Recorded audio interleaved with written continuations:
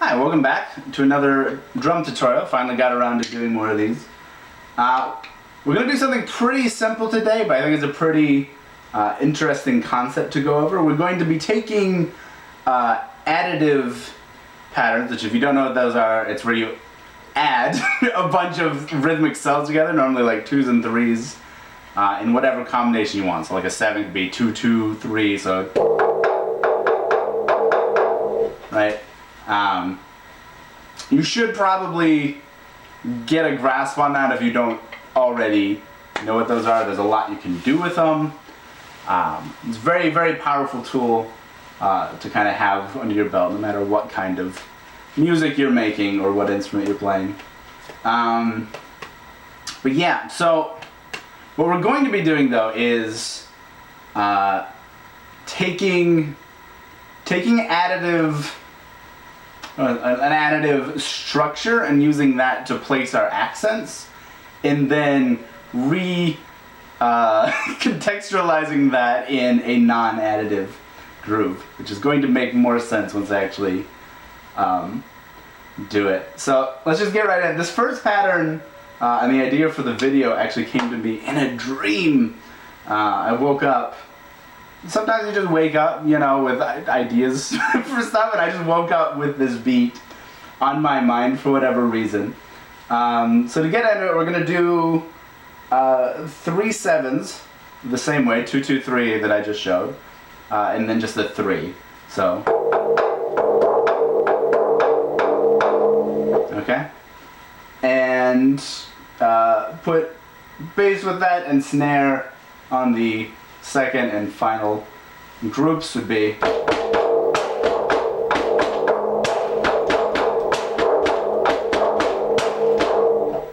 And then we're going to remove the final bass hits on everything. So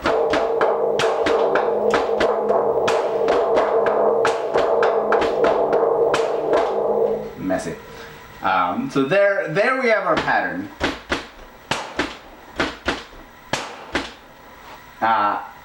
But we're going to remajigger that by putting the ride pattern as half notes. So altogether it's going to be 12/4, kind of a halftime groove. And what that's going to do is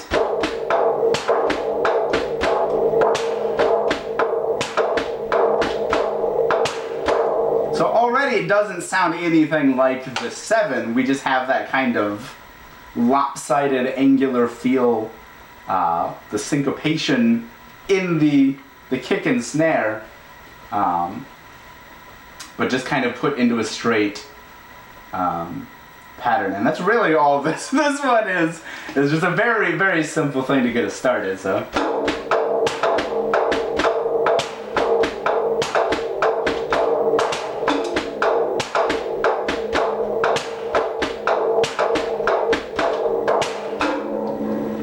So yeah, very simple, but I think it gets the concept across, and I had to include it obviously because it came to me in a vision, which makes it a prophecy, and if I don't abide by it, spam email will kill me or something. Yeah, so that'd be a cool part for like a halftime breakdown or something in a song. But we're going to do a little bit more with the concept now. We're going to do 2 more patterns, I guess technically 4 more patterns, don't worry about it. 2 more additive groupings, and we're going to do things with them. So let's do a more complex sequence. We're going to do 5 5 9 5 5. So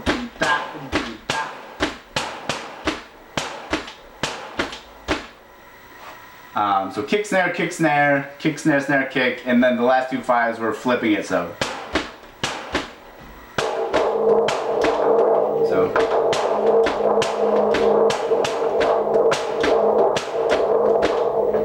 Alright, and then we're just going to put hi-hat with that, and see what that does. So,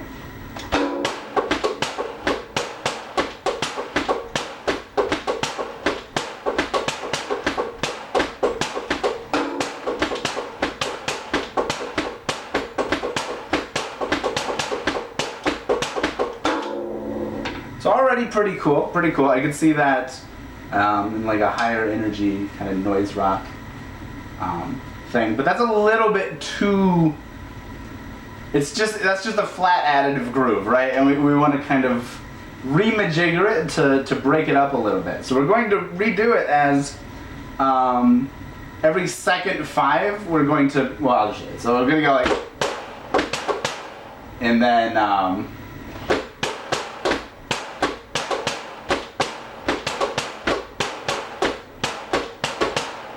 and we're going to move to the ride and leave a little more space. We're also going to bring all the snare hits down except for the things in the 9. So that's going to be.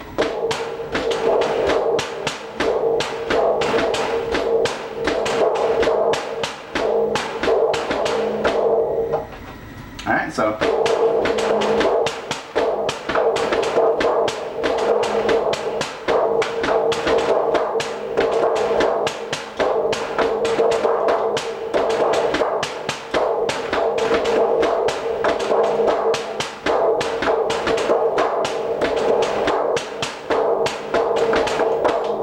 It's the exact same groove, fundamentally, but it's has a lot more space to it. I think it has a lot more kind of room to. The other one was super rigid and just.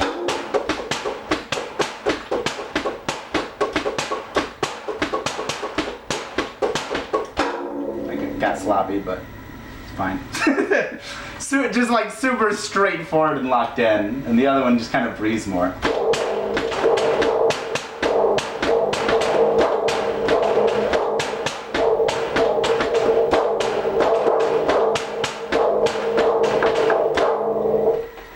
Yeah, pretty simple still, but you can start to see how you can do cool stuff with this concept. You can basically string any additive meters together, just arrange those accents however you want, and then just kind of plop that into any sort of non-additive feel, and do some really cool odd time stuff with cool syncopation going on, and it's really quick and easy to learn, and can do some fancy stuff. But so far we've only been doing like kick and snare stuff. What if we flip it? What if we have our ride pattern be what we're placing with the additive stuff, and we keep our kick and snare more grounded and normal and straight, as you would say. So we're going to do an 11/16.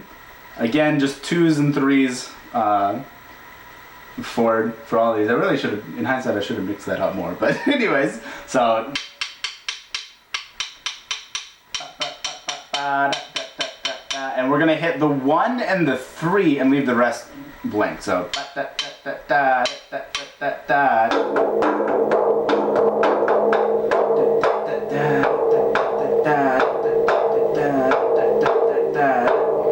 okay. So super syncopated once you put those rests in. And we're just going to put that aside, just the most basic straight quarter note kick snare pattern you can imagine. And that's going to come out as.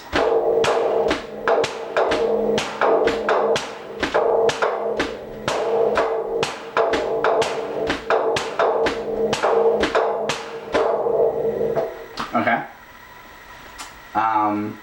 And to kind of figure out where those accents are landing, it's in relation to the quarter note, they're hitting on 1 and E, but it's in groups of 2, so it's 1 1 and E. And an easy way to get that, if that's not enough, if you know a 7/4 polyrhythm, it's the same thing basically. So.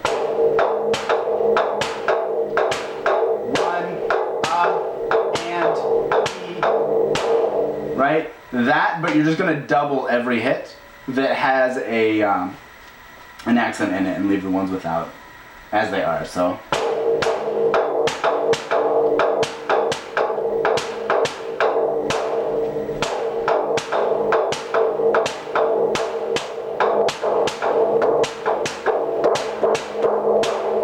Okay, so that's where your accents are going. Kind of an easy way to get a feel for it. I guess we should just do that slow, is that slow?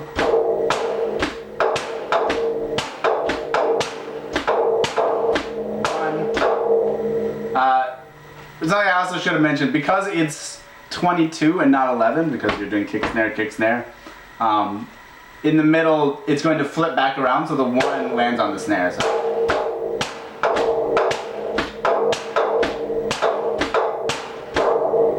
Okay, so I guess just fast.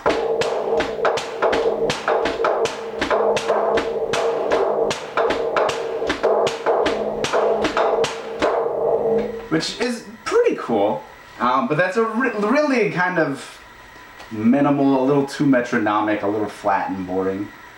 You know, you wouldn't want to do that for like a whole section. It might be cool for like a transition or something. But, so we're going to make it more interesting. We're actually going to make it a lot more interesting. So for the kick and snare pattern, we're actually going to make this into a polymeter, a polymetric groove now, by putting our kick and snare pattern into 6/4, and we're just going to do super basic pattern, just day 1 drumming, put into 6/4. I love grooves like this. And we're going to do 3 bars of that and then a bar of 4/4 that's just. So all together that's going to be.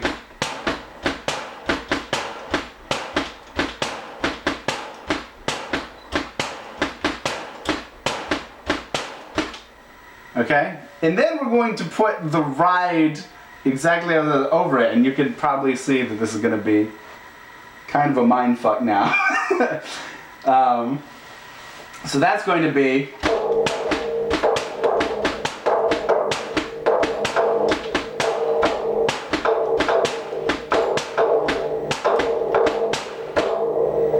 okay. So hopefully you can follow along with that, because it is super jumbled. But yeah, I'll just do it really slowly actually to probably make it easier. But so we just have that. You can actually just clap along to the da da da da da da da da da, or the do da do da do da, like whichever one you're having trouble hearing. And it also keeps me honest. This is not. There's going to be imperfections. I'm not super solid on this, but I'm definitely better after practicing it. But yeah, pretty slowly we'll just do.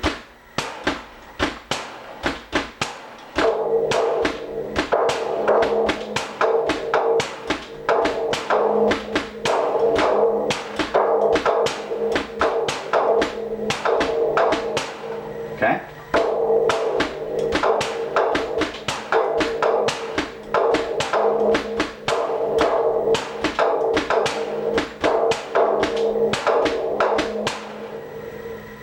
That's all it is. No, it is actually pretty tricky. The hard thing for me was whenever you have an E into a kick on the end. So like that part. So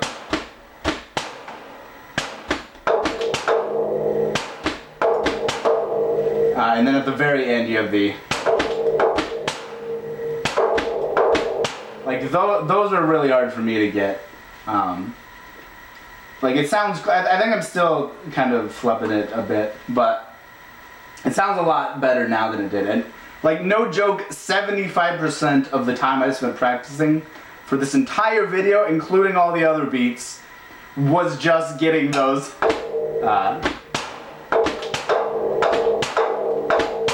Like that. That's just super awkward. It's so uncomfortable because it's already syncopated, right? And then you're trying to ride on the E as well. That was really hard for me to get, so I don't know. But yeah, it was just running through really slowly, kind of like the other polymeter video I did a while back.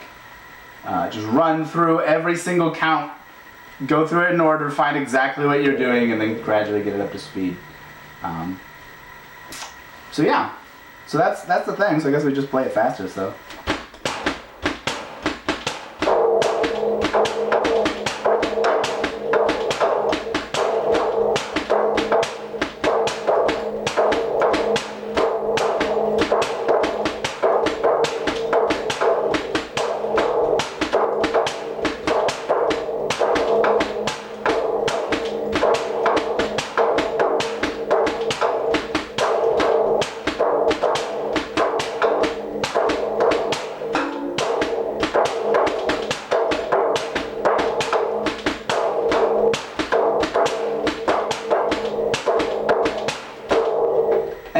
sounds like pretty disconnected.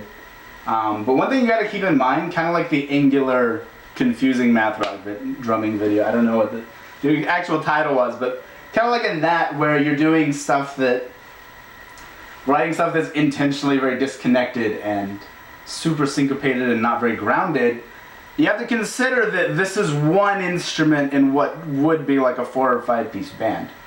So it's kind of like repetition legitimizes, but flipped to be unison legitimizes. Anytime you have something that sounds wrong and you have a bunch of people playing it together the same way, it becomes right. So like here we just have the I think I was off there, but you know, just the the accents out in space there. But you could have another voice like playing the full 5. So da da da da da da da da da.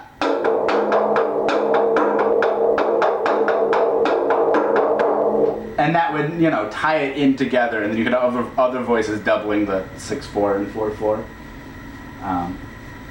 to kind of bring it all together. I think it would sound really cool. I'm really happy to finally be able to like play stuff like this. I need to practice more so I can do more of this stuff. But like these are the kind of beats that I live for. Like the Cobalt Rod, if you listen to any of that music, it's just full of shit like this, where it's really simple component parts. Like no part of this is hard, right? And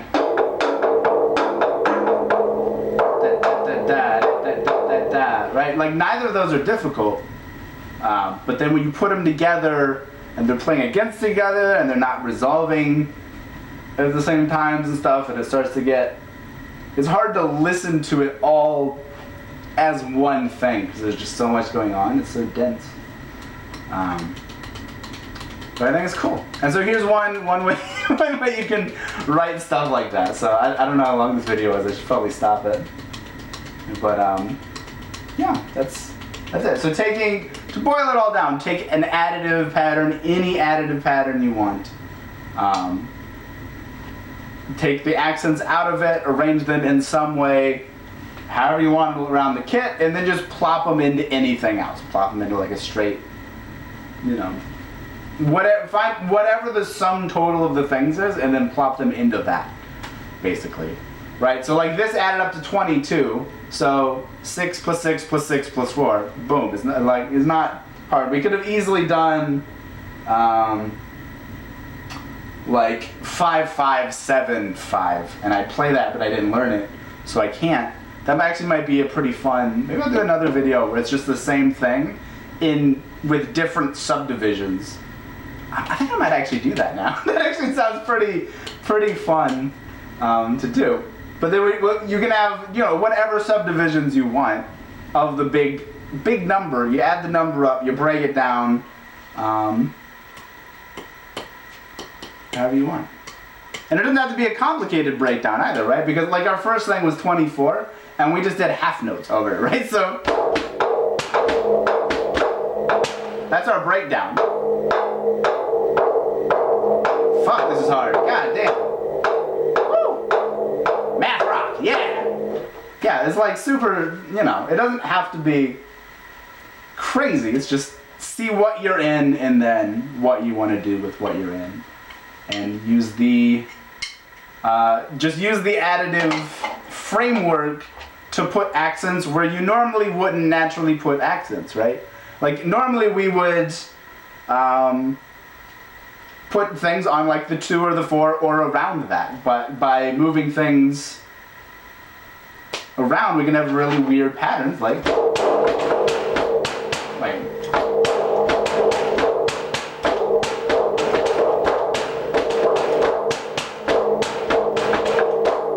those aren't where you would normally put accents, just in a what even is that? Like that's a 29/8. That's not normally, we all play in 29 all the time, and that's not normally where you would put accents in 29. Okay, the camera battery died. Instead of charging, I was done playing anyway, so I'm just gonna quickly do this on OBS. Just to sum it up, I didn't want the video I was basically done anyway, but I didn't want the video just like end But all I was saying at the end there was that so naturally we would normally put accents in 25 as like backbeats because we all play in not 25, 29. 29 all the time. It's the most common time signature.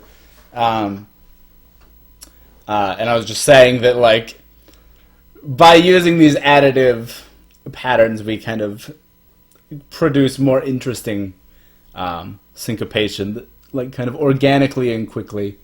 I don't know. I can't remember what else I said after that. It doesn't matter. I rambled way too long. But yeah, that's the video. I just didn't want to end it on like a cliffhanger. Like, what happened? Is this Sopranos? But yeah, so that's it. Bye.